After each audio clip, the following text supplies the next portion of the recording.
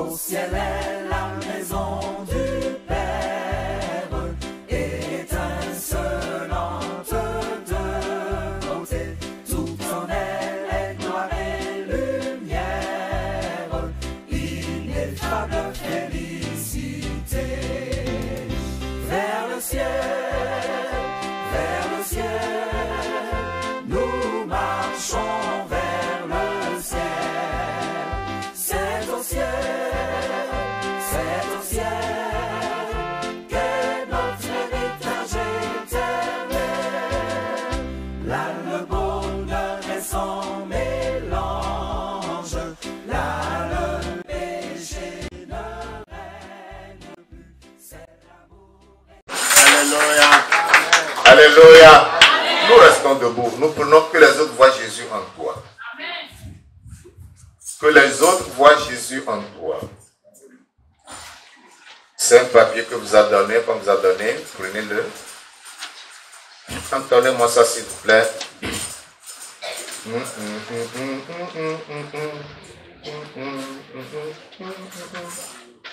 En passant par ce monde pécheur où les autres observent ta vie, sois pur et propre dedans, dehors, que les autres voient Jésus en toi, que les autres voient Jésus en toi, que les autres voient Jésus en toi. Répète l'histoire, sois fidèle et vrai, que les autres voient Jésus en toi.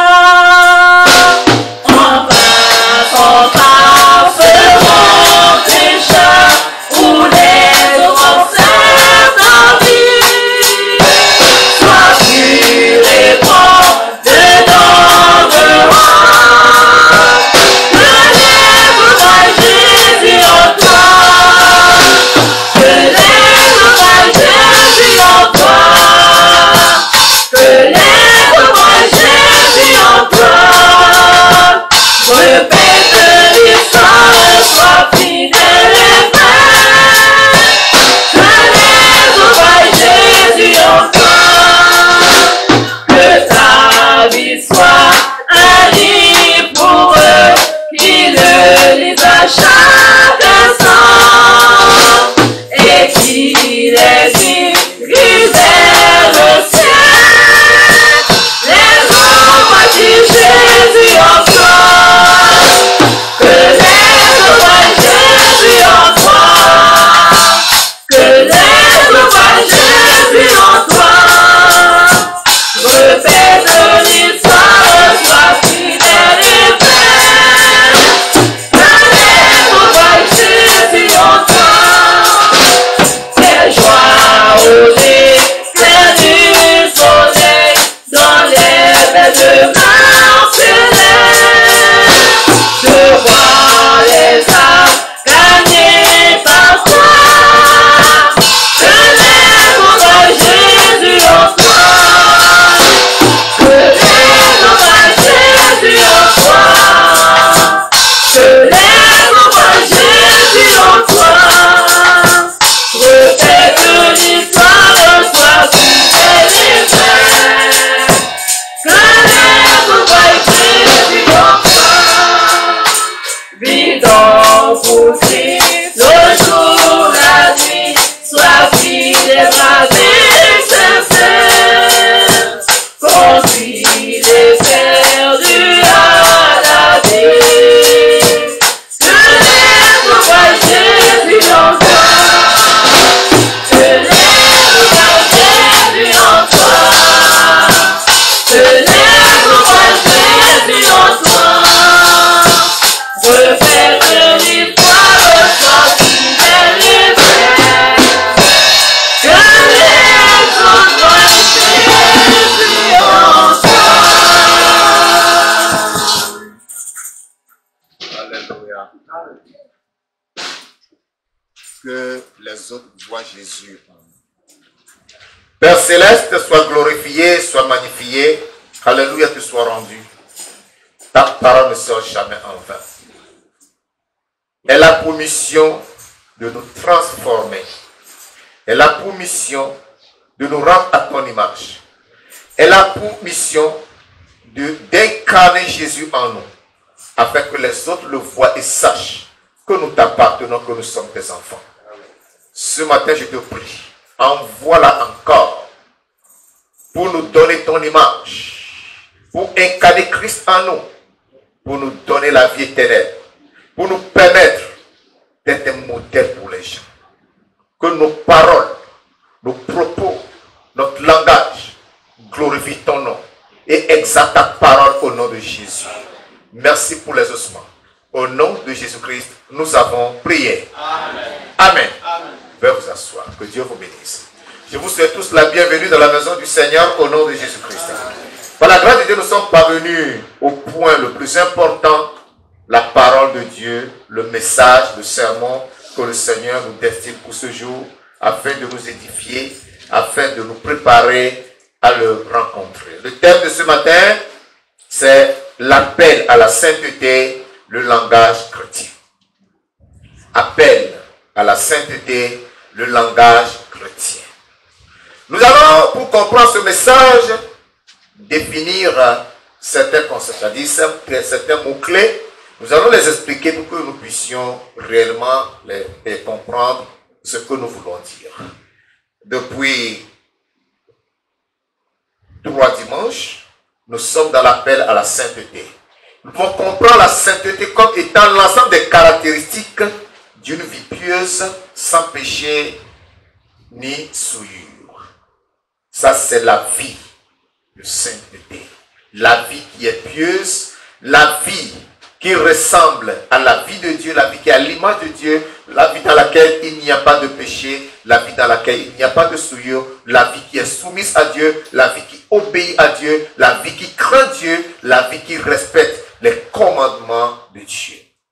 C'est ça ce qu'on appelle la sainteté. Et les chrétiens que nous sommes ne devons pas être des chrétiens nominaux, nous devons être des chrétiens de la sainteté, c'est-à-dire des chrétiens qui ont fait une expérience authentique de la sanctification. Parce que sans la sanctification, personne ne verra le Seigneur. Nous parlons de langage. Qu'est-ce que le langage? Que comprenons-nous par le langage? Le langage, c'est cette faculté qui est propre à l'homme. Il n'y a que l'homme qui dispose de ce qu'on appelle le langage. Par le langage, l'homme exprime et communique sa pensée. Ce que tu penses, ce que tu as dans ton cœur, ce n'est que par le langage que tu pourras l'exprimer, ce n'est que par le langage que tu pourras le dire, ce n'est que par le langage que tu pourras le communiquer à quelqu'un. Et on se sert de la parole ou de l'écriture ou des gestes pour communiquer. Donc, on pourra parler de langage vocal, c'est-à-dire ça vient de la voix, nous parlons. On pourra parler de langage graphique, c'est-à-dire on écrit, tu peux écrire un message à quelqu'un pour lui dire la pensée, ou bien le langage gestuel, c'est-à-dire tu fais des gestes pour parler à la personne, pour communiquer ta pensée à la personne. C'est ça qu'on appelle le langage. Et là, quand nous parlons de langage, mais surtout, lorsqu'il s'agit du langage vocal, de la parole, cela implique quoi? La bouche. On parlera de la bouche. La bouche, à l'intérieur de laquelle nous avons la langue et qui est ornée par les lèvres. Donc, tous ces éléments entrent en jeu lorsque nous voulons parler. C'est la bouche qui parle ou c'est les lèvres qui émettent des paroles. Alléluia.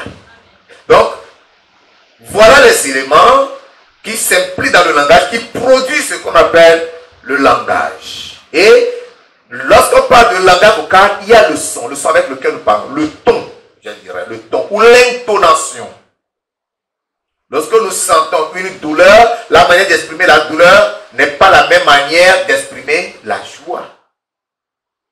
La même manière d'exprimer un souci ou une inquiétude n'est pas la même manière d'exprimer une satisfaction.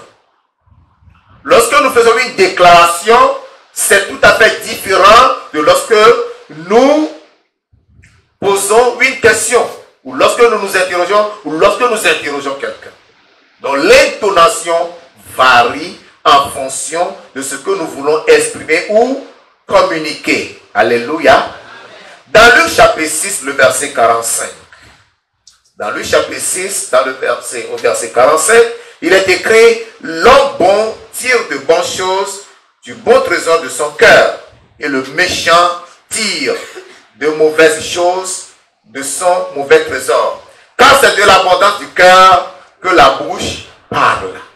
Ce qui voudra dire que lorsque nous parlons de langage, une pensée à exprimer et à communiquer, cette pensée prend sa source où? Dans le cœur. La pensée naît dans le cœur. Donc c'est ce qui se trouve dans nos cœurs que nous traduisons par le langage. Par le langage vocal, par le langage écrit ou par le langage gestuel. Alléluia. C'est dans le cœur que ça prend ça. Donc, si le cœur est mauvais et que la méchanceté dans le cœur, la bouche va l'exprimer. Ou ton écrit va l'exprimer, ou ton geste va l'exprimer. On est d'accord avec moi? Lorsqu'il y a la haine dans le cœur et que la bouche s'ouvre, la bouche va exprimer quoi? La haine. Lorsqu'il y a l'amour dans le cœur et que la bouche s'ouvre, la bouche va exprimer quoi?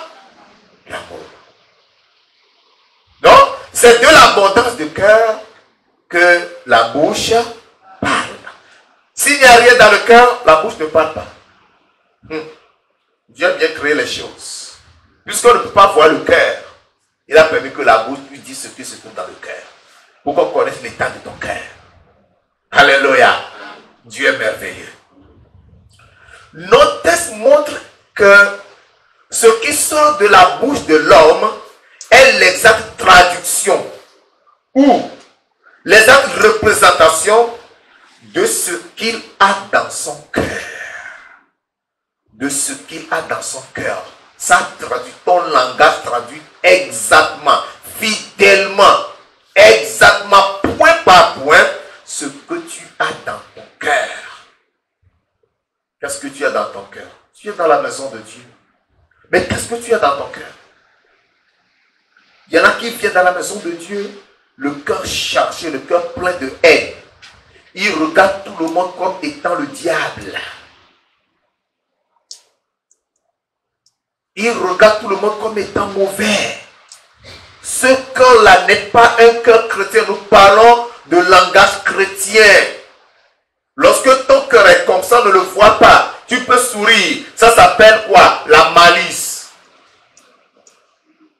Tu as la méchanceté dans le cœur. Tu as la haine dans le cœur. Tu as la calomnie dans le cœur. Mais à côté de cela, tu pourras sourire à quelqu'un. Ça s'appelle la malice. Tu exprimes la malice. Ou bien tu gardes la malice dans le cœur et tu souris. Ton cœur n'est pas droit devant Dieu. Lorsque tu vas ouvrir la bouche, c'est ça qui va sortir. De la même manière, la mort ou la vie peut provenir de la bouche ou des lèvres. Si la haine, la méchanceté provient du cœur, la bouche peut traduire la vie ou la mort. Proverbe, chapitre 18. Vous allez comprendre ce que je dis. Proverbe, au chapitre 18. Nous lisons les versets 20 et 21. Verset 18 et 21. C'est du fruit de sa bouche que l'on rassasie son corps. C'est du produit de ses lèvres qui se rassasie. Alléluia. La parole dit quoi? C'est du fruit de la bouche que l'on rassasie son corps. Et c'est du produit de ses lèvres qui se rassasie. Verset 21. La mort et la vie sont au pouvoir de la langue. La vie et la mort sont au pouvoir de quoi? La mort est là-dedans. La vie est dedans. Parlant de la mort dans la langue, je vais m'adresser aux mamans. Écoutez-moi bien. Lorsque l'enfant fait quelque chose, tu dis tu es bête. L'enfant la grandira en étant une grosse bête pour toi. L'enfant là sera bête.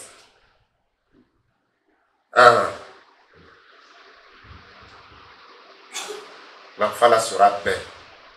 Quand tu traites ton enfant de connard, il sera connard. Dis à l'enfant, vaut rien. Il sera un vaut rien pour toi. Et lorsque l'enfant va grandir et qu'il sera incapable de réaliser quoi que ce soit, tu vas te plaindre. Oh, les sorciers ont mangé mon enfant. Oh, les parents. Ce n'est pas les parents, c'est toi-même. Tu l'as déposé sur lui. C'est la mort. Alléluia. Changez de langage. N'insultez pas vos enfants. Encouragez-les. Appréciez-les. Parlez-leur avec amour. Alléluia. Ce qui sort de notre bouche là, c'est comme un ballon gonflé qu'on nous jetons contre une paroi. Quand ça heurte la paroi, ça nous revient. Ce qui sort de la bouche de l'homme. Lorsque tu émets les ténèbres par ta langue, par ta bouche, les ténèbres vont te revenir. Mais si tu émets la lumière va te revenir. Pour que vous le sachiez. Prenons garde à ça. Vous savez pourquoi Dieu l'a emprisonné là-bas? Elle est en prison, ça là. C'est en prison. Les dents sont les soldats qui le gardent. Les lèvres sont là pour y veiller. Mais elle traverse tous ces gardiens-là. Et sort des choses abominables. Faisons attention. Alléluia. Le Seigneur nous aidera. Nous allons voir ce message à 3 points pour une parfaite compréhension. Je vais parler d'abord d'identifier le cœur irrégénéré par son langage. Identifier le cœur irrégénéré, c'est-à-dire le cœur non régénéré par son langage. Le cœur qui n'est pas régénéré à son langage. Rien qu'à l'écouter, rien qu'à écouter son langage, ou qu'à voir son langage, tu sauras que ce cœur est un cœur irrégénéré, un cœur non transformé, un cœur qui n'a pas été touché. Alléluia.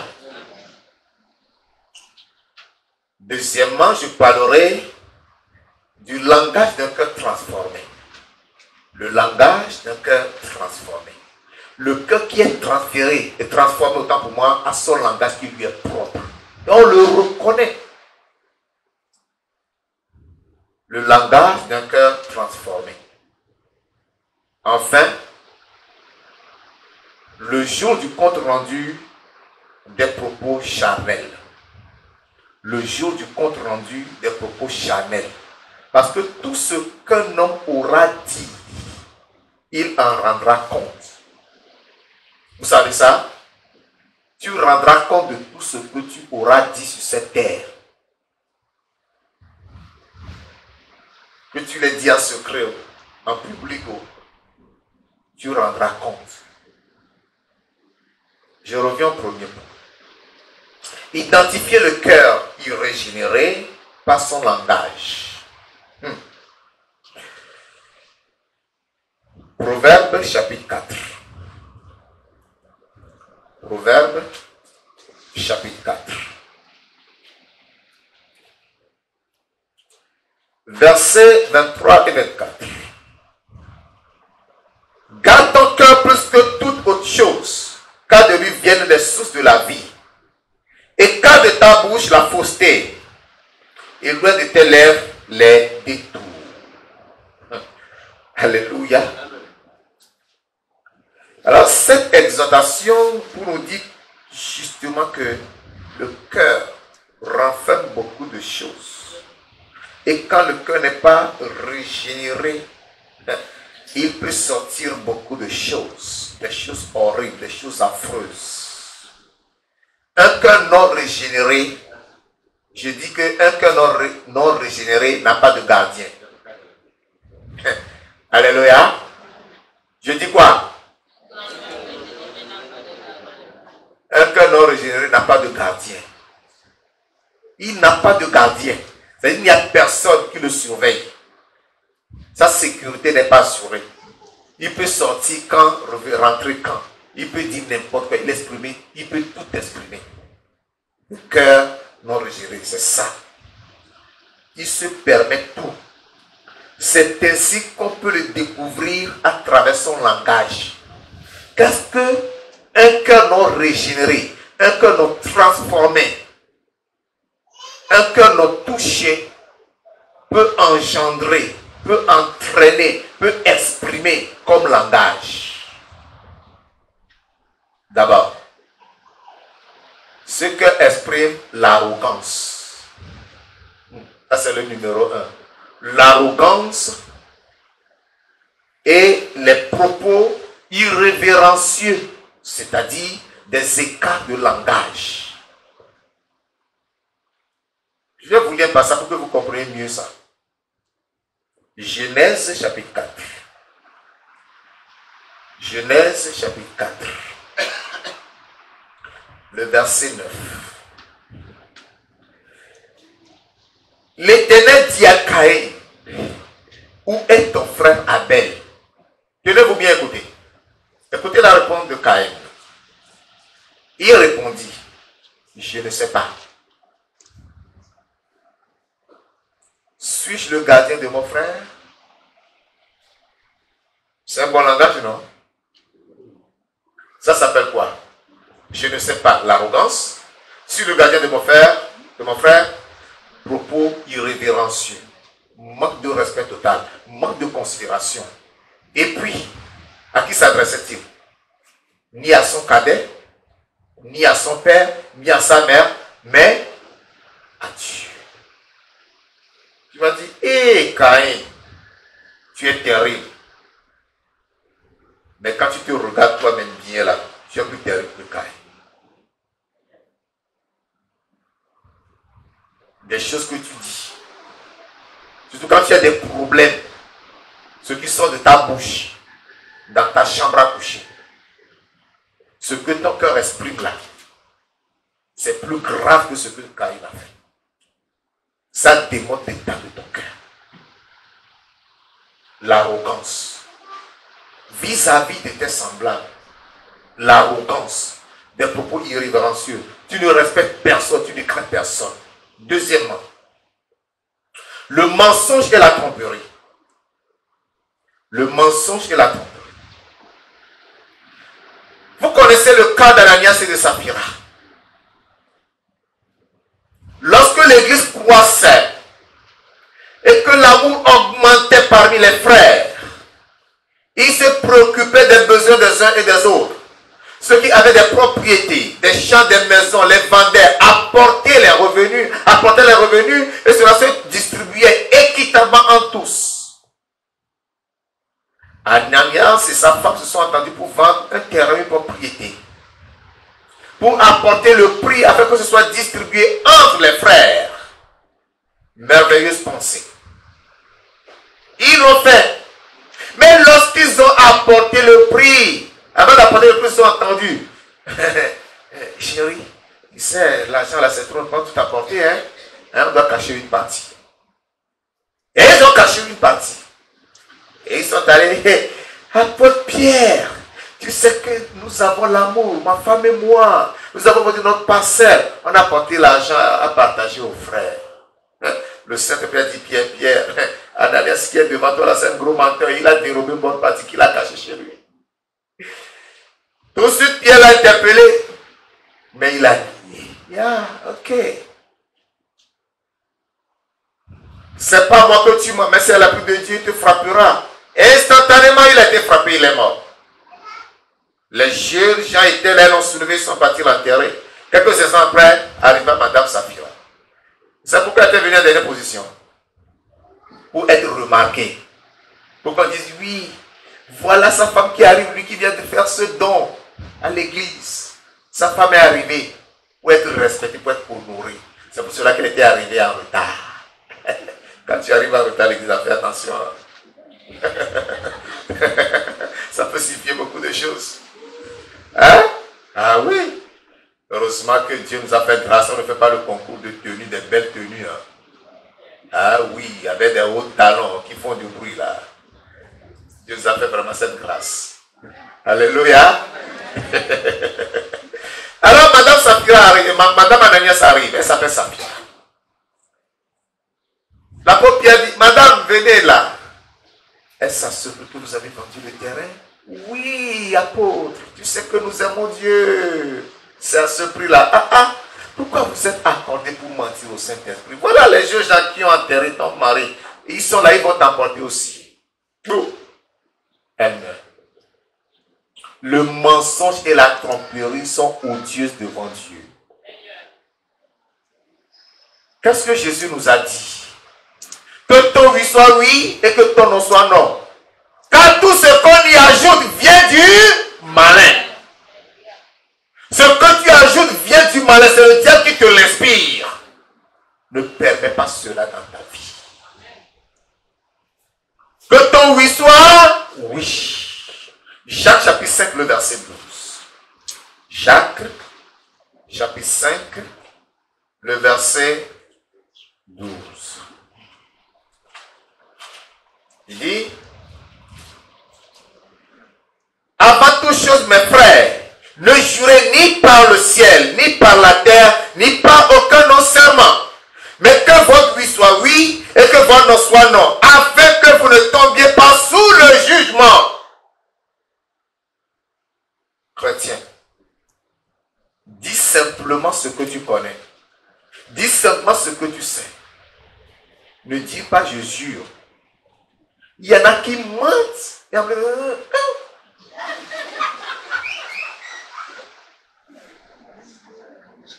Chrétien, ne fais pas ça d'elle. Que ton oui soit lui. Deuxièmement, les faux témoignages et les calomnies. Les faux témoignages et les calomnies. Je vais d'abord expliquer ce qu'on appelle calomnie. Oui, calomnie. La calomnie, c'est une accusation grave. Accusation grave et volontairement mensongère. Tu sais que ce que tu dis sur la personne n'hésite pas, c'est faux, ça n'hésite pas. C'est du mensonge, c'est de la fausseté. Tu accuses cette personne gravement en mentant. La calomnie, c'est comme la fumée noire, la fumée qui noircit une branche verte. C'est-à-dire que si vous avez déjà été en forêt, il arrive qu'on fasse du feu sous des arbres. Sous un arbre, la fumée va noircir le bois, ou l'arbre, ou une branche. Cette fumée devient, comme cette branche devient tout noire. C'est comme ça que la calomnie rend quelqu'un. Lorsque tu calomnies quelqu'un là, tu le défigures complètement. Cette personne devient noire, odieux devant les gens. Mais gloire soit rendue à Dieu. Un coup de main, ça disparaît. Amen. Mais ça a déjà fait des conséquences. Alléluia. La calomnie. C'est pas bon. C'est pas bon. Proverbe chapitre 19. Proverbe chapitre 19. Versets 5 et 9. Proverbe 19, versets 5 et 9. Le faux témoin ne restera pas impuni, et celui qui dit mensonge n'échappera pas. Si tu es faux témoin, tu ne seras pas impuni. Tu ne pourras pas échapper quand tu dis des mensonges. Verset 9. Le faux témoin ne restera pas impuni, et celui qui dit des mensonges périra. Si tu mens, tu périras. Menteur, tu périras. Ananias et Sapphira ont menti. Ils ont péri. Attention, Dieu n'a pas changé. Il est le même hier, aujourd'hui, éternellement. C'est à cause de la compassion. Il ne frappe plus comme de par le passé. Il va t'accorder un temps de grâce. Il va t'observer. Si la repentance ne vient pas là, la chicotte descend. Be careful. Fais attention. Quatrièmement, la diffamation. Là, c'est dans le cœur. C'est la bouche qui l'exprime. C'est la langue qui l'exprime. Ce sont les lèvres qui l'expriment.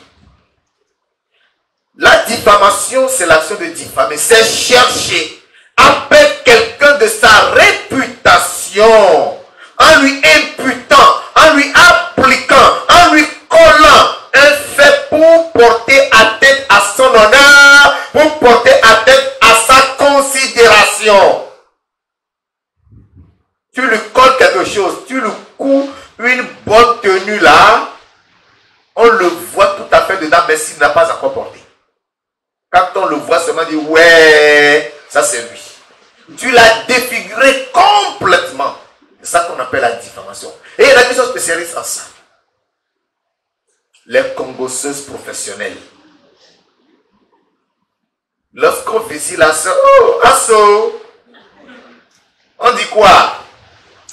Et tu n'es pas au courant? Non, je ne suis pas au courant, raconte-moi. Allez, c'est parti. Il appuie sur le bouton là. Aïe, aïe, aïe. Il prend Irène là-bas. Il y a Irène ici, c'est pas toi. Oh. Hein? Il lui compte ça, il lui fait la tenue, une jolie robe. Il termine là, il attrape Jeanne là-bas. C'est l'autre. Ensuite, et puis il dit, ah ma soeur, Jésus en a beaucoup parlé, hein. Dieu, pardonne-nous si nous avons fait du mal avec notre bouche. Tu penses que Dieu t'a pardonné? Dieu ne t'a pas pardonné. Hein? Tu as mesuré bien le mal avant d'aller le commettre. Tu penses que c'est aussi facile de te pardonner? Change. Si tu te comportes comme ça, ceux-là que tu vas diffamer auprès de cette personne devient odieuse aux yeux de celui devant qui tu l'as diffamé. Cette personne avait une certaine considération pour elle. Elle avait un certain respect. Mais puisque tu l'as descendu, tu lui as causé une tenue qui n'est pas la sienne et que tu lui as fait porter devant cette personne, elle n'a plus aucune valeur. Et cette personne s'est égarée à cause de qui? À cause de toi, à cause de ta langue. Faisons très attention. C'est comme ça que plusieurs sont. Si vous voyez la division dans l'église, la division dans le corps de Christ, c'est ça. Ça ne tombe pas du ciel. Quand tu vois la haine dans l'église, quand tu entends quelqu'un dire, et moi quand je vais à l'église, je vais pour moi, je m'assois. Quand le pasteur dit amen là, je me lève, je prends mon sac, je rentre chez moi. Pourquoi? Parce qu'il entend des choses, il écoute des choses. Pour lui c'est vrai. Pour elle c'est vrai. Il ne veut saluer personne. Elle ne veut rentrer en contact avec personne. Parce qu'on lui a mis des choses dans la tête. Des choses qui n'existent pas. Alors la méfiance est là. C'est ça la vie chrétienne. Ça c'est un cœur non régénéré. Un cœur non transformé.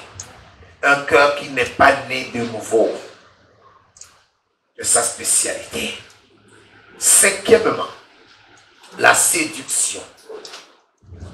La séduction, c'est cette capacité de tromper quelqu'un habilement pour gagner sa confiance. C'est ça qu'on appelle la séduction. J'ai un long passage dans Proverbe 7 que j'aimerais lire pour que nous voyions, nous comprenions un peu ce qu'on appelle la séduction. Tournez vos Bibles avec moi dans Proverbe chapitre 7. Je vais lire à partir du verset 1. Proverbe 7, à partir du verset 1. Mon fils, retiens mes paroles et garde avec toi mes préceptes. Observe mes préceptes et tu vivras. Garde mes enseignements comme la prunelle de tes yeux. Lis-les sur tes doigts, écris-les sur la table de ton cœur. Dis à la sagesse, tu es ma soeur. Et appelle l'intelligence ton ami. Pour qu'elle te préserve de la femme étrangère. Voilà. Pour qu'elle te préserve de la femme étrangère. Parce que la femme étrangère est une séductrice professionnelle. C'est pourquoi il a interpellé mon fils. Retiens mes paroles et garde avec toi mes préceptes. Observe mes préceptes et tu vivras. Si tu les rejettes, tu mourras. Si tu rejettes ce que je te dis ce matin, tu mourras. Dis, pour qu'elle te préserve de la femme étrangère. De l'étranger qui emploie des paroles paroles doucereuses, des paroles séductrices, des paroles trompeuses.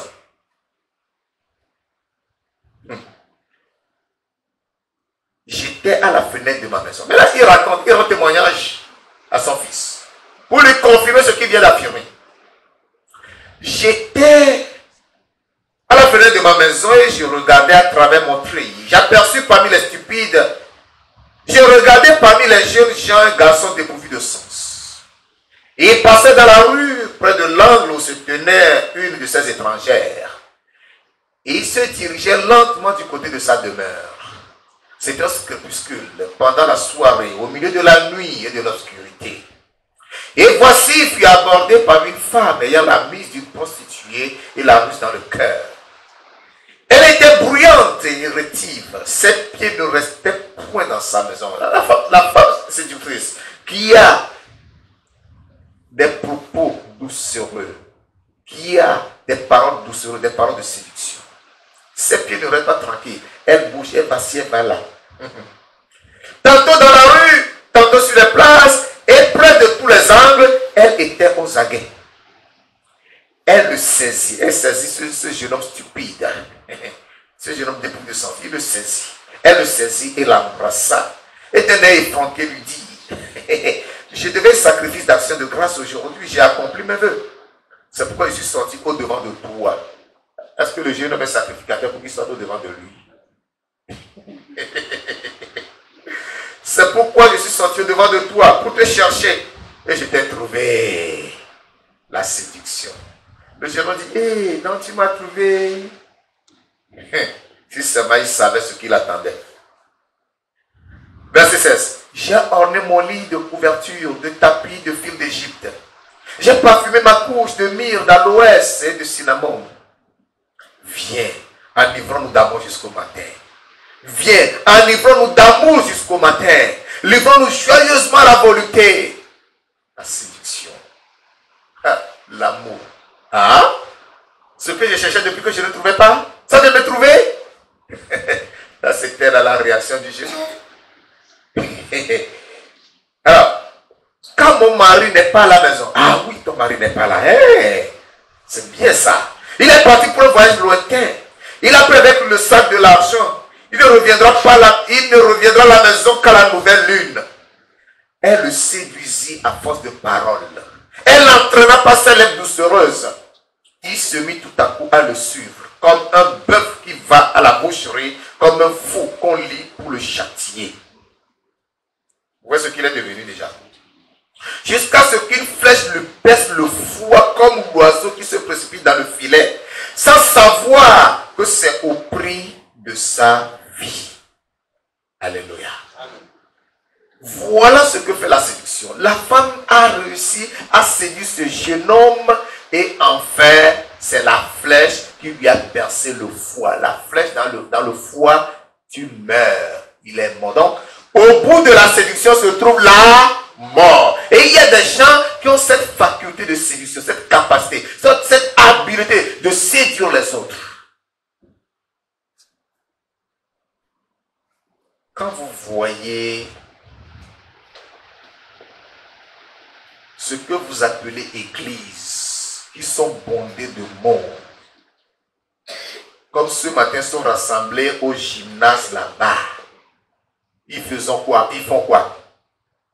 Élection Miss, la meilleure beauté, la meilleure voix qui chante, un seul verset biblique.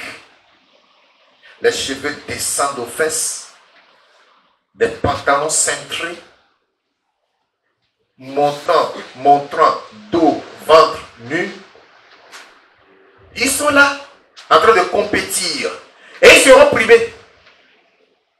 C'est ce que l'Église a trouvé bon de faire au lieu de préparer les âmes pour le retour du Seigneur qui est si proche. Et là, il y a la foule. Ils sont pleins. Les jeunes sont séduits comme ça. Et sur ce séducteur, tu es en Christ, tu vas au ciel. Vous qui aimez les réseaux sociaux, ayez le discernement. Tous ceux qui se dit sur les réseaux sociaux, toutes ces prédications, tous ces enseignements, toutes ces prophéties, toutes ces révélations ne viennent pas de Dieu, sachez. Lucifer est derrière et attire des gens. Ils ont des milliers d'abonnés qui les suivent, de followers. Les assemblées sont bondées. La séduction. Avec les fausses prophéties, les fausses révélations, les faux miracles. Vous êtes séduits et vous les suivez. Vous faites comme ça tout le monde. Waouh! Waouh! Bah! On aime ça. Hein? Faites attention. Je ne dis pas que l'Esprit de Dieu n'agit pas de cette manière. L'Esprit de Dieu agit de cette manière. Mais il y a esprit et esprit. Et plusieurs sont pris dans le piège de la séduction. Sixièmement, les malédictions. La bouche, le langage exprime la malédiction. On est prêt à maudire. De la même source, il ne peut sortir l'eau douce et l'eau amère. Ne maudissons pas. Jacques, chapitre 3, versets 10 et 11. Jacques, chapitre 3, versets 10 et 11. Jacques, chapitre 3, versets 10 et 11. De la même bouche sortent la bénédiction et la malédiction. Il ne faut pas, mes frères, qu'il en soit ainsi. La source fait-elle jaillir par la même ouverture l'eau douce et l'eau amère?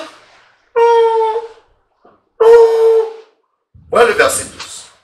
Un figuier, mes frères, peut-il produire des olives ou une vigne des figuiers? De l'eau salée ne peut pas non plus produire de l'eau douce. C'est-à-dire que nous sommes appelés à bénir. Lorsque notre cœur est régénéré, c'est pour bénir, non pour maudire. Si quelqu'un maudit, sachez que son cœur n'est pas régénéré. C'est ce qu'il a dans son cœur qu'il exprime par son langage. Septièmement, les parjures. Les parjures, c'est-à-dire le fait de jurer et de jurer faussement. Cela est interdit aux chrétiens nés de nouveau, aux chrétiens régénérés, aux chrétiens transformés. Mais pour le païen, les convertis, le cœur non régénéré, c'est normal et ils le font. Matthieu chapitre 5, du verset 33 au verset 37. Matthieu 5, 33 à 35. Je lis. Vous avez encore appris qu'il a été dit aux anciens, tu ne parjureras point, mais tu t'acquitteras envers le Seigneur de ce que tu as déclaré par serment.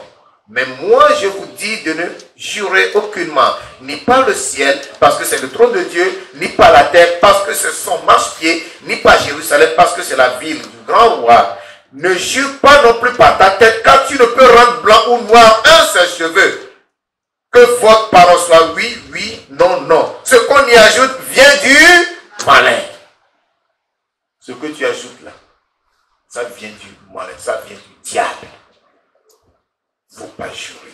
C'est formellement interdit. Huitièmement, les injures. Le langage, le propos injurieux. Des paroles injurieuses, des gestes injurieux, menaçants.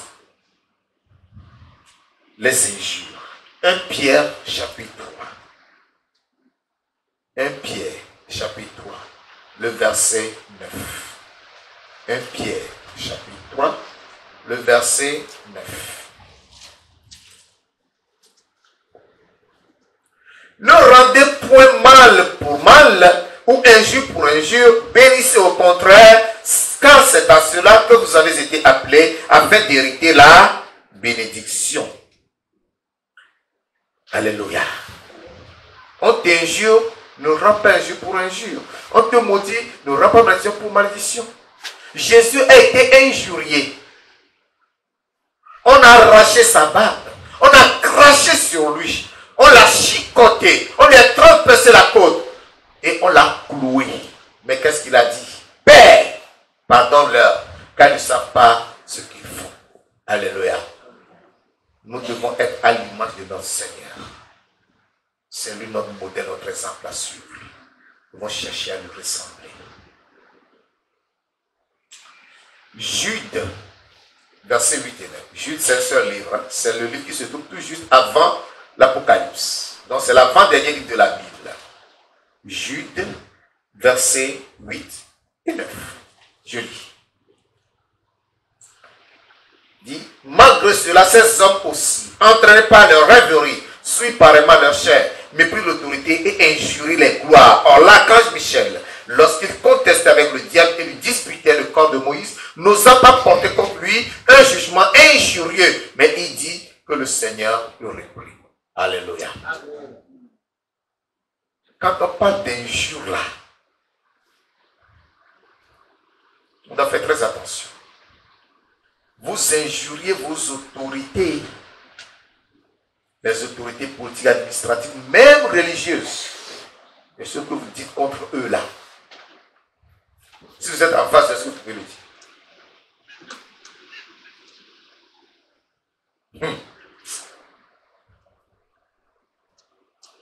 J'ai écouté un témoignage. Un monsieur cherchait à rencontrer un chef d'État, le chef d'État de son pays. Il voudrait le rencontrer, que le juge serait devant lui. Je vais lui dire tous mes problèmes. Et quand je sortirai de là, j'aurai beaucoup d'argent. Il s'est battu. Il a obtenu l'audience. Quand il rentre dans le bureau, il était là bloqué comme ça, debout. Oui, monsieur, parlez. Il a pissé sur place.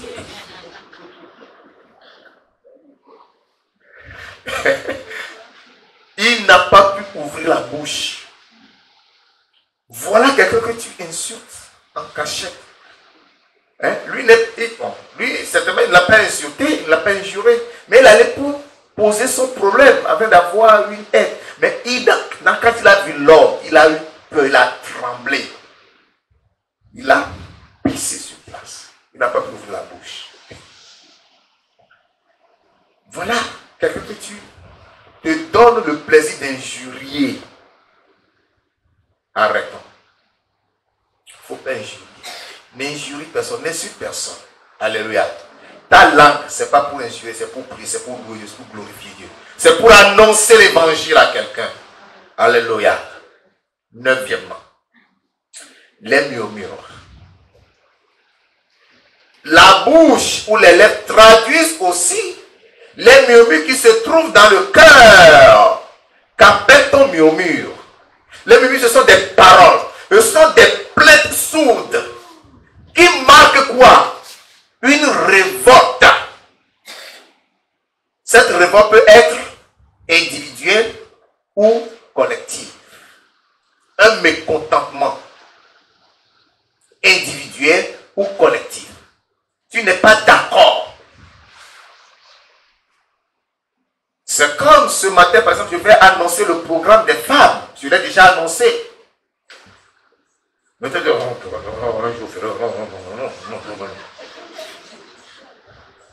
en train de murmurer. Tu n'es pas d'accord avec le programme.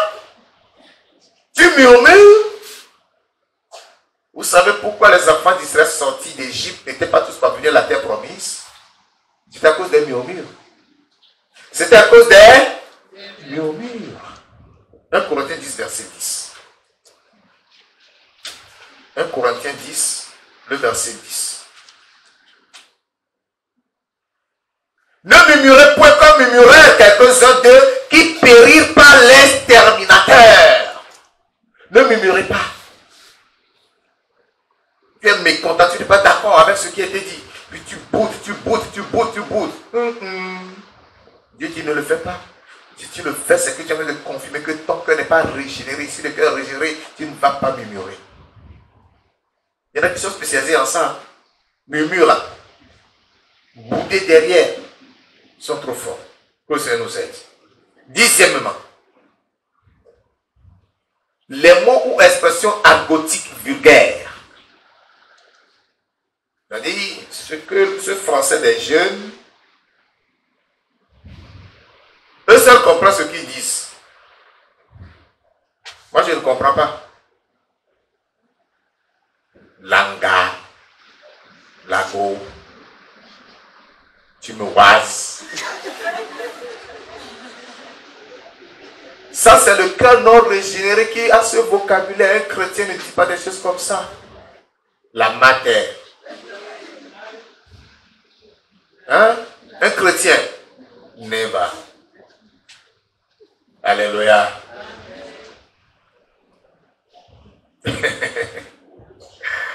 Enfin, les gestuels insultants.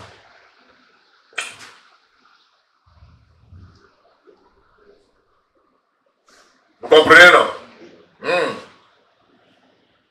Ces gestuels qui insultent, ça provient d'un cœur qui n'est pas régénéré.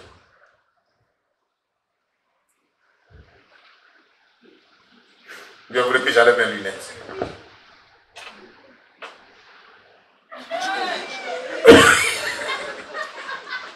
Hein?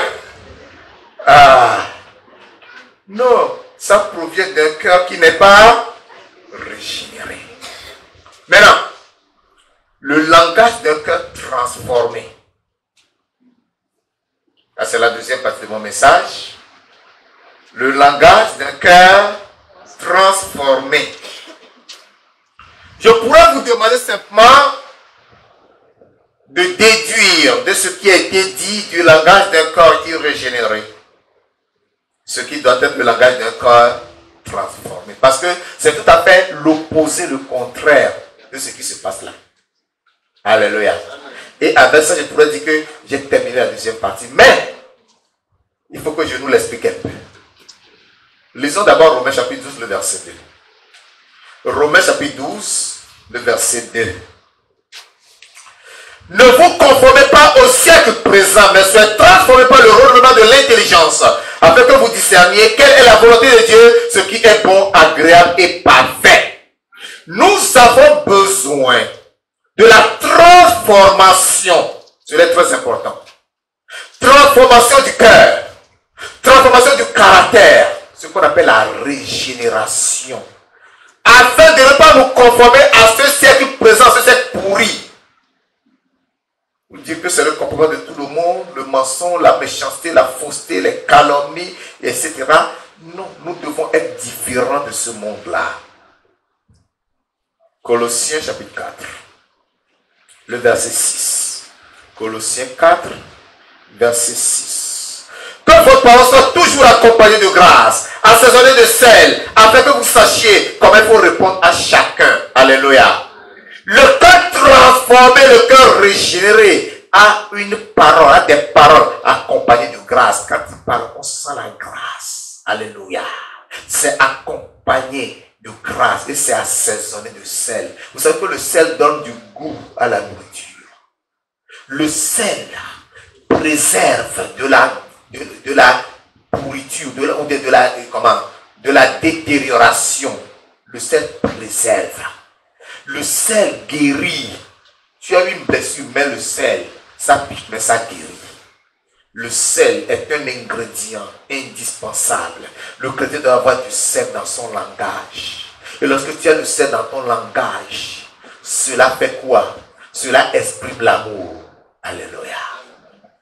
Le langage du cœur transformé exprime l'amour, la bonté, la compassion, la consolation, la douceur, l'édification, l'encouragement, l'humilité, la puissance, la sagesse et la vérité. Alléluia. Voilà des choses qu'exprime le langage d'un cœur transformé. Maintenant, pose-toi la question de savoir si ton cœur est transformé ou régénéré. Ton cœur est transformé.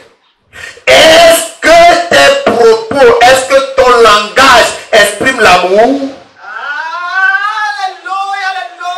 Est-ce que ton langage exprime la bonté? Est-ce que tu témoignes la bonté à ton interlocuteur, à cette personne à qui tu t'adresses? Est-ce que ton langage exprime la compassion? As-tu la compassion pour cette personne à qui tu t'adresses? Est-ce que ton cœur apporte la ce cœur auquel tu t'adresses, tu dois le consoler. Tu dois l'apaiser. Tu dois le soulager. Est-ce que ton langage joue ce rôle? Ou ton langage blesse? Ou ton langage agresse? Ton langage doit apporter la consolation. Ton langage doit exprimer la douceur. Tu es doux comme l'agneau. On sent ça dans ta parole. Et non l'agression ou l'agressivité. Il y en a qui sont agressifs dans leur parole. Lorsqu'ils te parlent, tu sens comme un coup de poignard dans le cœur. Tu te dis, wow, qu'est-ce qui s'est passé pour que j'écoute de telles paroles? Tu es meurtri, tu es blessé, tu es déchiré à cause d'une parole qui est sortie d'une bouche.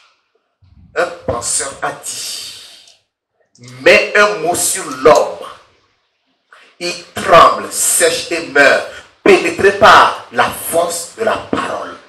La parole a une force, le langage a une puissance. Quand c'est une parole négative que tu sors, cette personne est blessée, cette personne est détruite, cette personne est ruinée, cette personne est morte à cause de ta parole. Chrétien, recherche la régénération et la transformation de ton cœur afin que ton langage glorifie Dieu.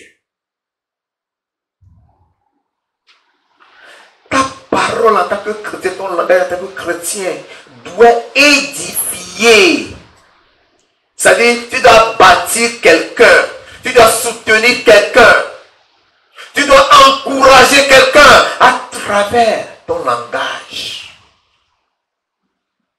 Maintenant, quand tu as visité la sœur ou le frère, ce qui est sorti de ta bouche là, lorsque tu as visité le parent, ce que tu as dit, est-ce que cela l'a édifié ou cela l'a détruit? Donc, fais le bilan. Tu comprendras si tu es transformé, si ton cœur est transformé ou pas. Si ce n'est pas le cas, tu as l'opportunité ce matin de t'approcher du trône de la grâce pour être secouru, afin d'être transformé.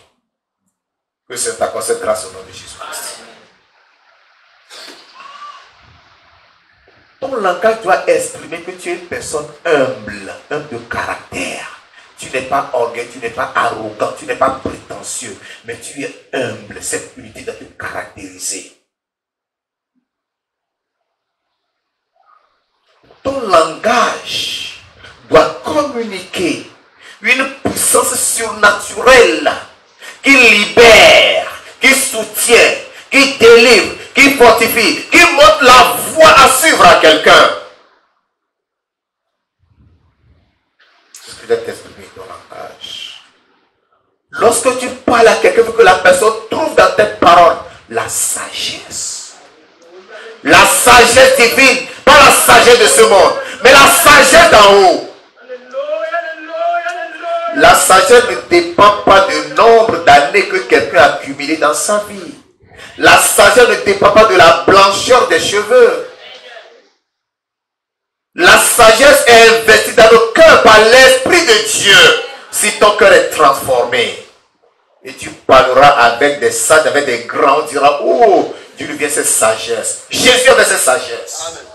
Dans le temple, devant les enseignants, les érudits, il discutait avec eux et il s'étonnait de sa sagesse. Tu peux aussi avoir cette sagesse. Alléluia. Lorsque tu parles, on doit sentir la vérité. Même si ça blesse. Vous savez, la vérité blesse, n'est-ce pas? On n'accepte pas facilement la vérité, mais que la personne dise oui. Bien que je sois blessé, c'est la vérité qu'il m'a dit. Rien que la vérité. Il faut que ton langage traduise cette vérité. Alléluia. Toutefois, il est à noter que nos paroles sont un baromètre de jugement pour le dernier jour. C'est-à-dire, nous devons avoir dans notre pensée que tout ce que nous disons aujourd'hui, tout ce qui sort de nos bouches aujourd'hui, viendra témoigner contre nous ou pour nous en notre faveur au dernier jour. Alléluia. C'est ce qui m'amène au dernier point de mon message. Le jour du compte rendu des propos charnels. Le jour du compte rendu des propos charnels. Tout ce que tu auras dit selon ta chair, selon ton cœur non régénéré, un jour viendra, tu en rendras compte. C'est pourquoi il est très important que tu te répandes sincèrement. Matthieu chapitre 12. Matthieu, le chapitre 12.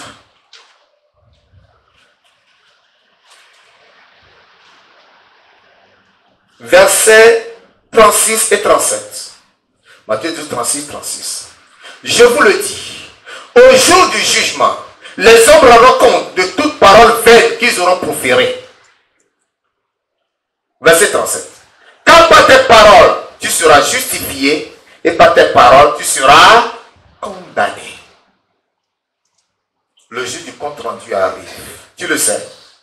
Les mensonges que tu as proférés, tu as réussi à diviser les familles par ton langage, par tes paroles. Tu as brisé les amitiés, des relations de longue date, par ta parole, par ta langue, par tes lèvres. Si tu ne te répands pas le jour-là, tu seras étonné de voir sur l'écran toi-même en train de sortir ces paroles. Tu diras, oh, ça s'est passé il y a longtemps, c'est enregistré. Vous devez savoir que tout ce que nous disons est enregistré dans le royaume de Dieu. Le jour-là, tout sera exposé, tout sortira. C'est pourquoi il faut que nos paroles soient peu nombreuses. Parle peu, écoute beaucoup et mets en pratique. Apocalypse chapitre 21. Apocalypse chapitre 21, verset 8. Apocalypse chapitre 21, le verset 8. Mais pour les lâches, les incrédules, les abominables, les meurtriers, les impudiques, les enchanteurs, les idolâtres, et tous les menteurs,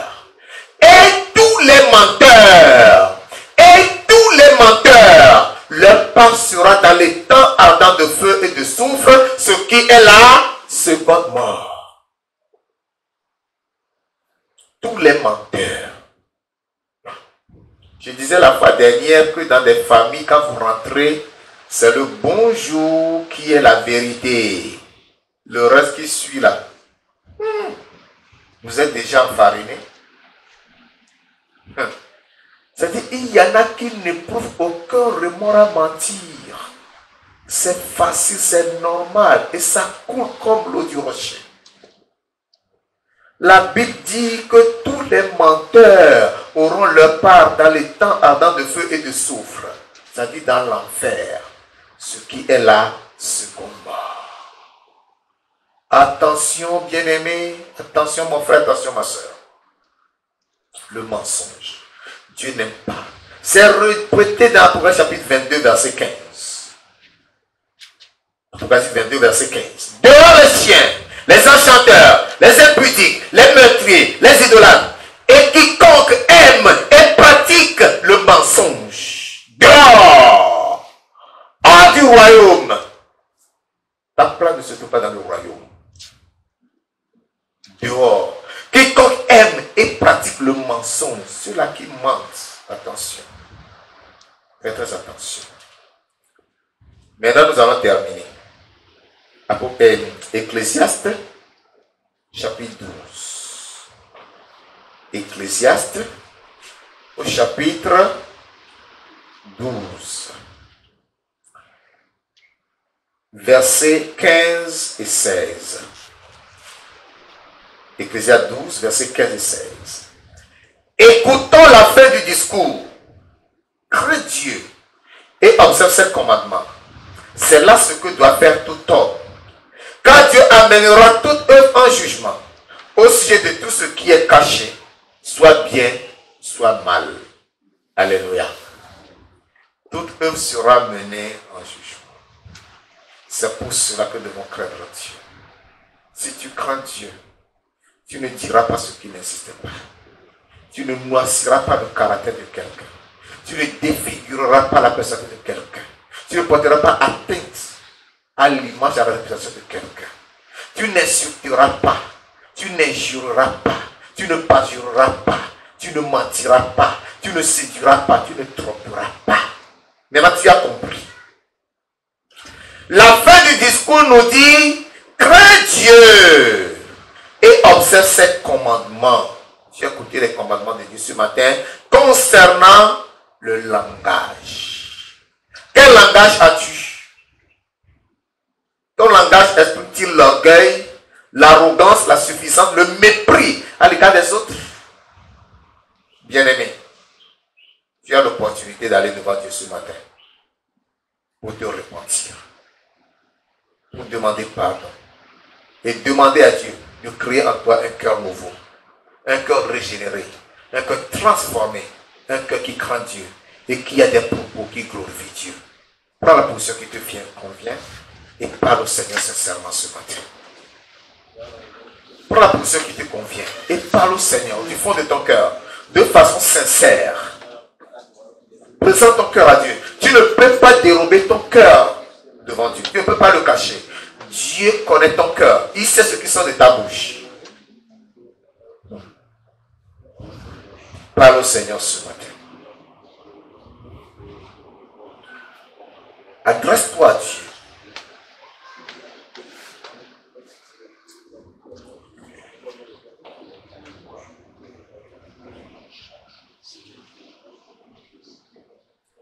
Que chacun se répande sincèrement ce matin, que chacun réclame un cœur transformé, un cœur touché par l'Esprit de Dieu, un cœur transformé, un cœur régénéré. Parle au Seigneur. Parle au Seigneur. Parle au Seigneur ce matin, mon frère. Ne rentre pas avec ce cœur méchant, ce cœur chargé de méchanceté, d'arrogance, de propos irrévérencieux, de parjure, d'injure, de murmure, de commérage, de mensonge, de fausseté, de tromperie, de séduction. Ne rentre pas avec ce cœur-là, mais demande à posséder un cœur nouveau. Demande à avoir un cœur transformé, un cœur régénéré, un cœur renouvelé. Dis à Dieu de toucher ton cœur ce matin. Dieu sait de toucher ton cœur ce matin.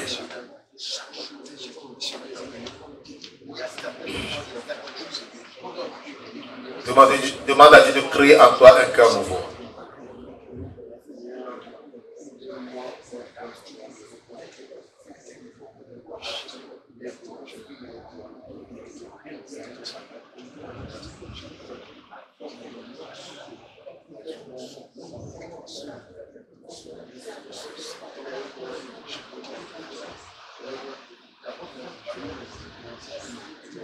Oh Dieu, crée en moi un cœur pur. Oh Dieu, crée en moi un cœur pur. Renouvelle en moi un esprit bien.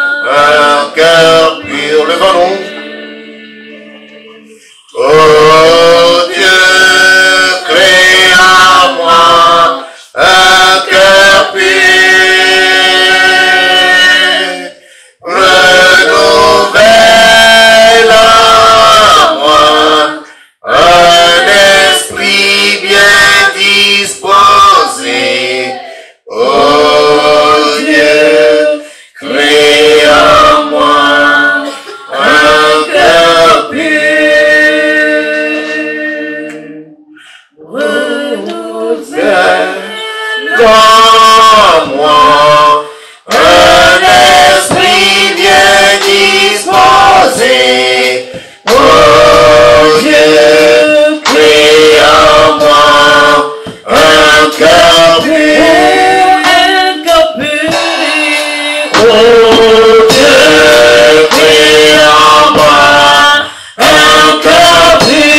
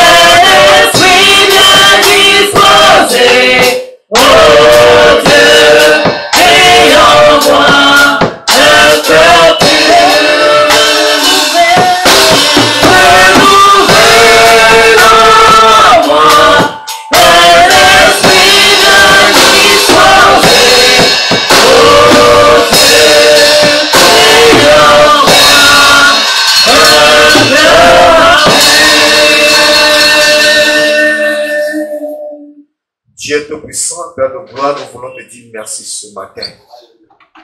Ta parole ne sort jamais en vain. Parce que tu as dit qu'elle est comme la pluie et la neige qui descend des cieux, qui ne retourne pas sans avoir arrosé, fécondé la terre, sans avoir donné du pain au moissonneur et des semences à celui qui sème. Ainsi en est-il de ta parole qui sort de ta bouche. Elle ne retourne pas à toi sans avoir exécuté tes desseins, sans avoir accompli ta volonté. Seigneur, je prie ce matin, parce que toi qui sondes les cœurs et les reins, tu connais chacun de nous mieux que nous-mêmes. C'est pour cela que tu as envoyé cette parole. C'est en vertu de cela que je prie ce matin, je demande, Seigneur Dieu, que tu transformes nos cœurs au nom de Jésus-Christ. Parce que Père, nos cœurs sont mauvais, méchants et tortueux par-dessus tout. Parce que nos bouches profèrent de la fausseté, de la méchanceté, du mensonge, de l'arrogance, des propos irrévérencieux, des choses horribles et terribles qui détruisent les vies et ruinent les relations. Seigneur, ce matin, nous nous repentons. Nous demandons pardon. Pardonne-nous au nom de Jésus. Crée en tes enfants que nous sommes un cœur nouveau ce matin.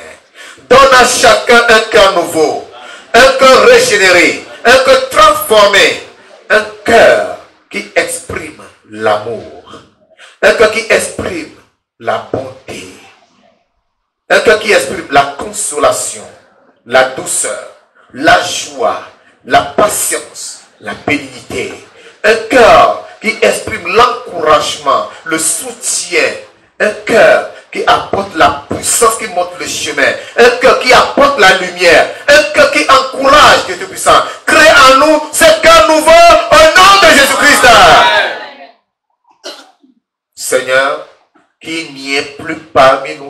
gens qui prennent plaisir aux calomnies et aux diffamations.